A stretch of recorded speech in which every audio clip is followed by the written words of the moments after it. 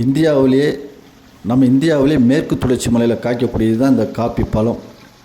இந்த காப்பி பழம்ங்கிறது வந்து copy powder சொல்லுவாங்கள்ல, இந்த காப்பி பழத்தை ஃபுல்லாக அப்படி குமிச்சு தண்ணி மூலியமாக ப்ரெஷர் கொடுத்து கீழ் வழியாக அந்த தண்ணி மூலியமாகவே அந்த பழத்தை ஃபுல்லாக கீழே பைப் வழியாக வந்து இந்த வாசர் ரோதை தான் மிஷின், இந்த மிஷின் மூலிமா அரைச்சி சுத்தமாக எடுத்துருவாங்க. இது பார்த்திங்கன்னா இந்த காப்பி பழம் விழுகும்போது அரைச்சி இந்த மேலே உள்ள அந்த பழங்களை அரைச்சி இந்த தோல் கூட தனியாக போயிடும். அரிசி அதோட அரிசி ஃபுல்லாக தனியாக அங்கிட்டு முன்னால் வந்துடும். இந்த அரிசியை தான் எடுத்து சுத்தமாக அதை வெயிலில் காய வச்சு கீழே அப்படியே வந்துடும். வந்து இந்த ப்ராசஸ் கரெக்டாக இந்த பக்கம் வந்துடும். ரைட் சைடில் இந்த மாதிரி அரிசி சுத்தமாக வந்துடும்.